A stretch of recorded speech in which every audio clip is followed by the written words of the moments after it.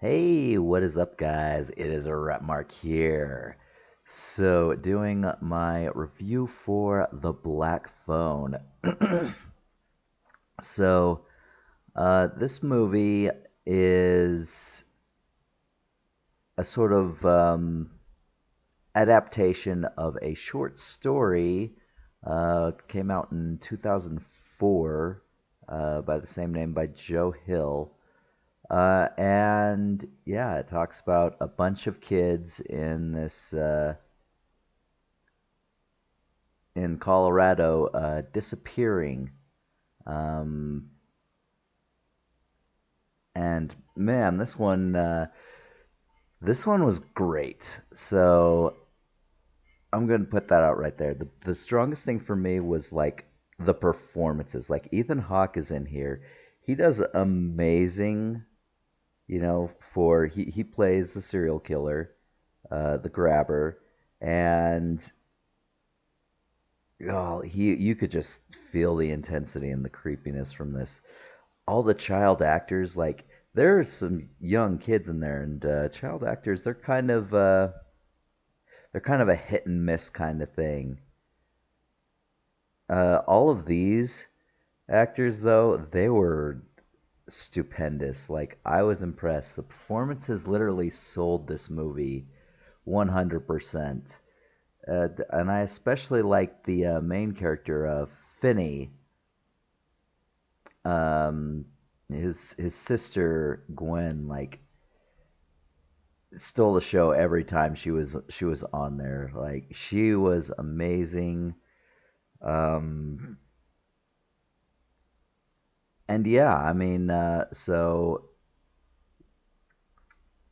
obviously, Ethan Hawke plays the serial killer. So it's based. So the main characters are Finney and Gwen Blake.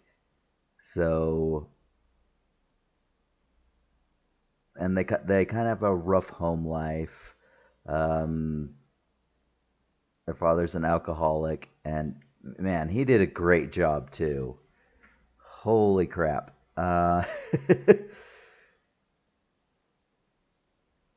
And like the story itself, again, this is a adaptation of a short story, so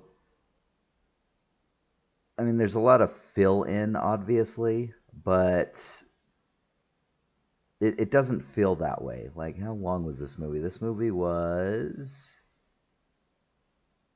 103 minutes, so about a little more than an hour and a half. It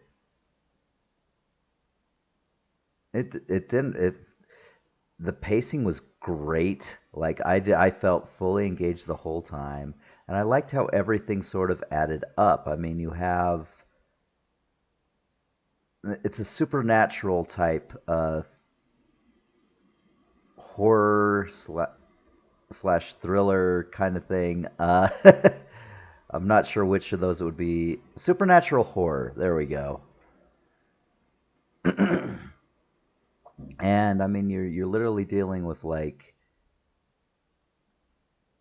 after Finney is taken, he gets calls by all these dead kids from Black Phone that that doesn't work, and then Gwen seeing all these visions of the killings and the children, and eventually just taking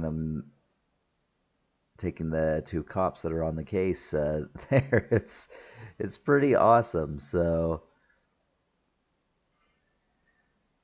and in terms of like we've seen stories like this, obviously, kids taken and stuff like this, but it was so well done, so well executed. Like I said, the pacing was great, performances, music for sure, and this is a rated R. It didn't it it felt like a very low pace rated R film. I mean, there was a lot of there was a lot of cursing. I mean, why that still classifies as a rated R, I have no idea. That's ridiculous in my opinion. Um, there was some blood and gore. There is a point where a guy gets an axe to the skull, and dead kids, the spirits of dead kids, and that is something. It didn't feel really bloody, and in some respects, like you knew there was danger, you knew there was sort of an intensity of the situation, but part of me, and this could just be me myself, like wanted there to be like another scene or just something that sort of signified that like how much in danger he is, because for how intense the situation is, a lot of it just seems really, I don't like, slow, not like slow as in like, oh come on, let's go, let's get this moving, but slow as in like you still feel the intensity of the scene, but you don't grasp like how intense it really is, I guess, if that makes sense. Um, but yeah, I was thoroughly impressed, and it apparently is done very, very well. Of a budget of about 16, 18 million, it is made 77.1 million. And it'll probably go up. It's only been out for a little over a week, I think. Um, and apparently, a sequel was pitched. Whether or not that gets the green light to go ahead, I mean, I don't know how that would work or what, but I don't know. It would be interesting to see more on this. See how it plays up, especially with a lot of stuff that comes up. So, Finney and Gwen's mother was a medium who, saw visions, stuff like that. But I guess she kind of went crazy and ended up killing herself, which drove her husband into despair and drinking, and he was abusive. And so they sort of have these powers. Like, again, Finney is able to talk to these ghosts through this phone. Gwen is able to see uh, these children and visions and stuff like that. So it'd be interesting to see how they play up on that. If the sequel gets a green light. But other than that, I mean, again, for an adaptation, this was great. I've never read the short story myself, but you can tell that there was a lot of passion, a lot of love in this movie, because I mean, I only have nitpicks to really pull about it. I mean, again, there were certain things where I felt it needed to portray the intensity and the actual danger that Finney was in, but I mean, like besides that, it's great. I felt genuinely bad for the so let me elaborate. So it's never dealing with serial killers, especially when it's dealing with kids. That always sucks. That always is rough. But I mean, you really feel for these kids. Like, again, that is the scale of the performances of these child actors. Like, you really feel for them. They're really different. You get a sense of who they are, and it just kind of guts you. Like, again, these lives that you, for how briefly you're dealing with them, like you are invested, and you feel bad that their lives have just been cut short. It's it's so insane, like how well they did. So I'm gonna get into a little bit of spoilers, but first, obviously, what is the rating for this? What would I give this movie? Honestly, this is a solid 8 for me. This is a complete solid 8. Totally would recommend it. It's still out in theaters, so yeah, go ahead and see this movie if you like this kind of thing. If you like the supernatural type, horror type of movies, this is a great one for you to watch. If you're into true crime, stuff like that, this is definitely on the list for you to see. And yeah, I don't know what else could be said without spoiling too much, but yeah, go see this movie. It is definitely worth your time and money, and it deserves your support. And if they do greenlight a sequel, we'll see if that can do as well. Typically, sequels don't do as well, and typically not as good either. But we'll see how that goes. So anyway, I will see you in the spoiler section in a bit. See ya.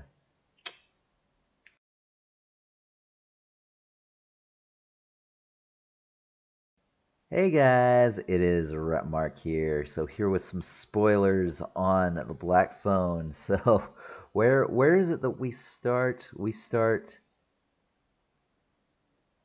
again with a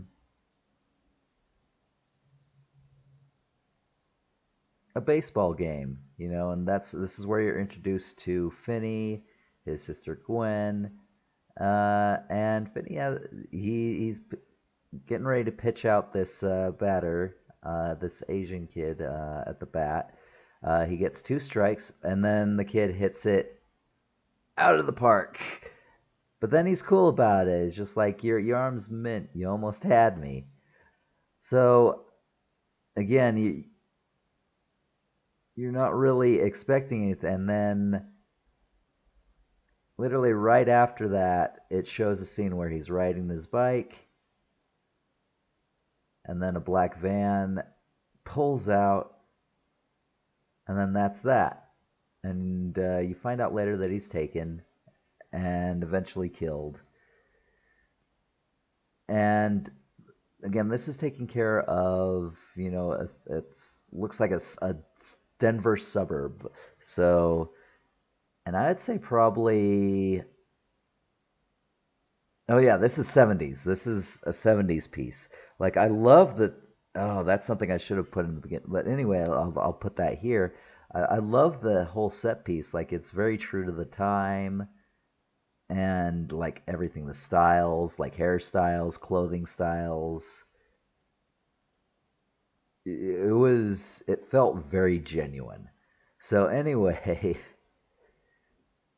it establishes again that they live with their abusive alcoholic father, who I did explain before. He kind of went into despair after his wife killed himself because she went off the deep end with her visions. She was apparently a medium. And Finney, he's someone who doesn't stand up for himself. Like as it's revealed later, by his friend Robin, he knows how to take a punch and to get back up. He just doesn't stand up for himself. So he gets bullied. There's some bullies that, chase him into the bathroom, and that's where you meet his friend Robin, who beats up another bully earlier. Uh, and he essentially protects Finney. But he too gets taken.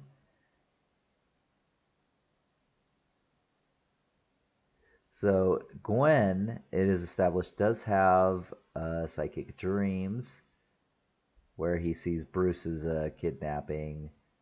He also sees Robin's, and two detectives that are on the case.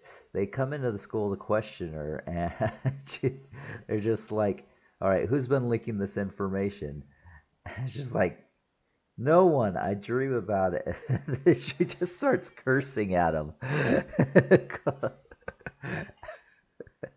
Like, absolutely great, great performance by this little girl. Like, she is amazing for sure.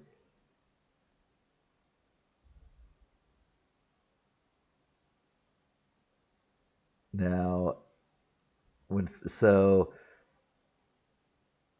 when the grabber is first, you actually first see him. He's in white face with a hat, in sunglasses. And it's just like, I'm a part-time magician. Can you help me out here? And then Finney notices back the black balloons that his sister was talking about that were in all of the grabbings or yeah, abductions, and they're used to sort of hide that he's grabbing. So what he does is he grabs the balloons, grabs the kid, hides the kid behind the balloons, and then sprays something into their mouth that knocks them out.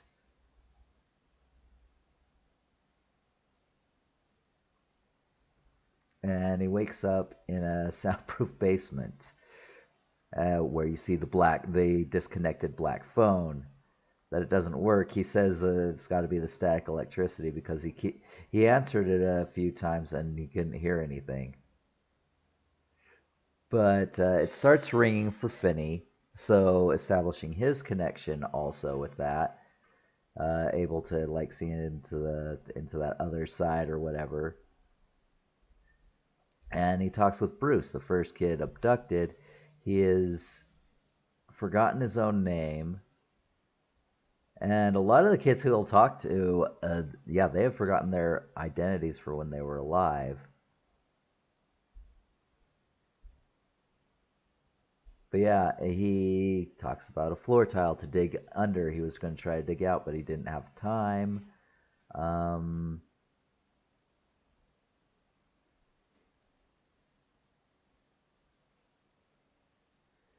so the grabber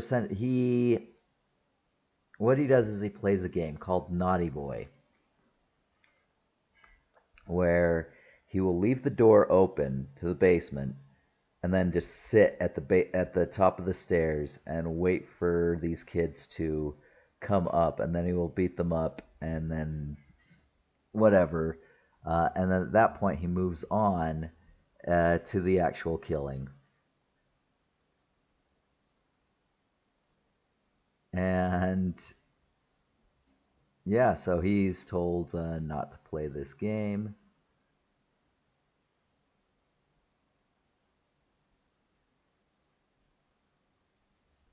And so Finney keeps talking with all these different kids. Like the police are searching for him, they can't find him. Uh, the grabber keeps bringing him food and leaving the door to the basement unlocked. Then there's Billy, who is the paper boy. He got taken as well, killed, and just like if you sneak out, yeah, then what'll happen to him?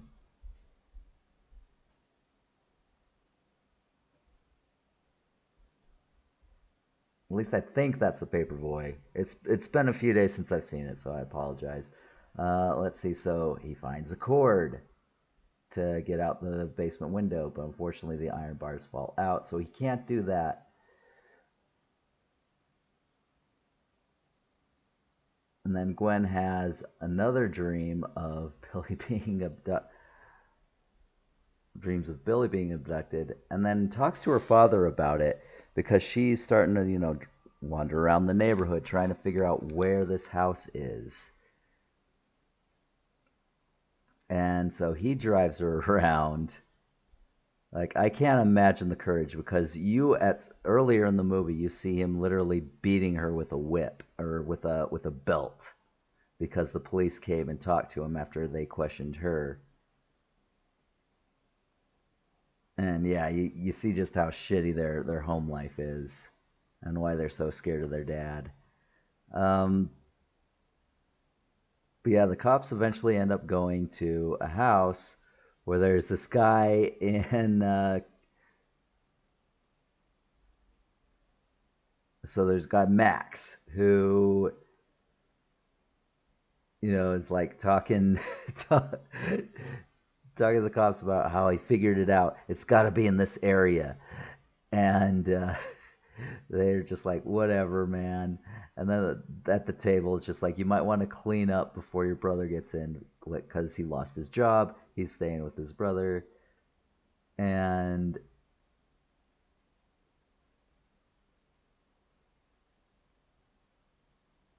yeah, lost his job, staying with his brother, So, and he does a lot of cocaine. So they're just like, you might want to clean up before your brother gets back. But anyway,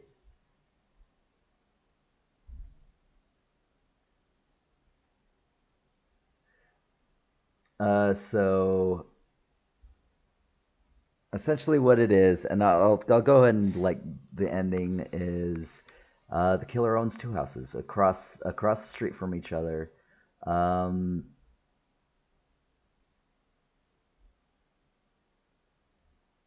so let me see which house is which.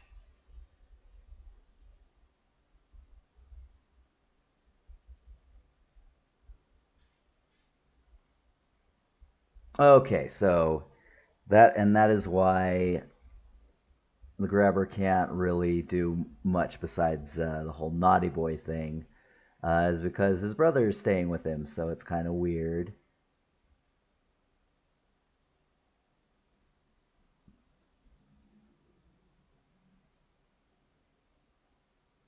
Oh no, Billy is just another kid that was taken. It's Griffin who is the paper boy. Anyway, because yeah, it's combination lock to his bike. Okay, yeah, that's where I got it from. So anyway, yeah, so Finney is being held in the basement that's soundproofed where the brother's at, and the dead bodies are in the abandoned house across the street. So anyway, um, Finney talks to Griffin and informs about a combination lock and lets him know that the grabber has fallen asleep. So he's able to get out um, via the lock.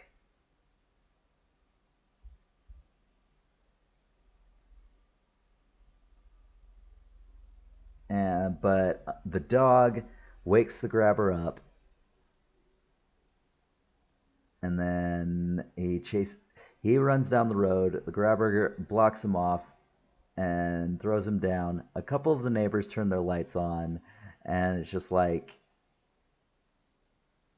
oh man, if you make a sound, I will gut you and strangle you with your something like that. And it's, yeah, it's crazy. So he is recaptured, and there you see like the whole despondence. So another boy, so a kid named Vance, like just this crazy kid who, is about ready to beat his high. Like it shows him in the thing where he does his high score, bumps into him, so he beats the crap out of a kid, and then carves something into his arm. So, and it turns out to be the address of the house that he was murdered in. And obviously that didn't happen probably at the time, but it's sort of that tie into the other side that both Finney and his sister Gwen have. And that's where he's told about a storage room that he can escape through. But the freezer door that it goes to is chained shut. And then he gets one last call, and who is it but his friend Robin, who is taken. And he tells him he needs to stand up and fight for himself. Essentially, this is the last call for him. And so Robin tells him to take the phone receiver and pack it full of dirt, and then, step back, step forward, step back, and then swing. So sort of like that feint, when you're fighting. That's as a boxer, if you got to dance around, And yeah, so that is when everything starts coming to a head. Um, Gwen finds the house and leads the police to it. They're on their way. Max figures out that, holy shit, it was my brother the whole time. Like, I knew there was something fucked up, but I wasn't expecting this. And then, yeah, his brother turns out behind him and puts a axe into his skull, and it just like this slow death. Just, ugh. It's just like, look what you made me do. You made me kill my brother. So now I usually use a knife, but I'm gonna take my time with you. And it's just like, oh damn. So he does attack, and this is where it all comes together. Like, and one of the things I absolutely loved about this movie, again, the hold from Bruce that Bruce told him to dig. He uses that, and then the iron grate from the windows. The cord he uses to trip him. And then because the grabber brings in a dog to prevent him from like actually running out the door and escaping.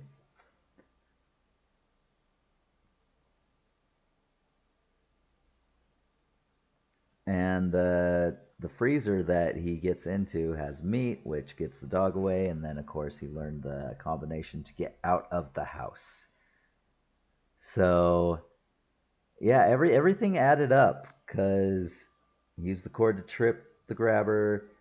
He falls into the hole, which goes into the grate, which breaks his wrist or breaks his ankle. And then he grabs the phone and just wails on him.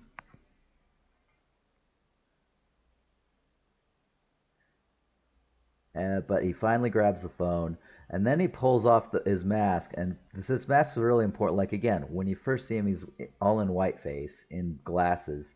And then he pulls all the glasses out. He's just like, my face. And he loses it. And then Finney grabs him, wraps his neck up with the phone cord, and then the kids all come onto the line. He puts it to his ear. It says, like, it's for you. And they all are just like, this is for killing me, you bastard. And, like, all of them say something to that extent. And then he snaps his neck with the thing. And then he uses a stake to get past the dog and the combination to get out of the house. And that's, again, where you discover, oh, the killer owned two houses. He was holding them in the main house with him and his brother, and in the abandoned house is where he was burying them, essentially. So it ends with, the two siblings reunited, and then the father, he apologizes. So I mean, there is that. I hope their life gets somewhat better because of that, and he sort of realizes that, I still got my kids. Let's try to be there for them. So whatnot. And then back at school, Finney sits next to his crush. And that's how it ends. So again, really great movie. I absolutely enjoyed it. Would 100% recommend it to anyone who loves any sort of film, horror film, especially with supernatural elements. Blumhouse has. This is definitely probably one of their best movies that they've come out with, is my opinion. So, there we go, 8 of 10. Anyway, I hope you enjoyed, guys, and I'll see you guys next time. See ya.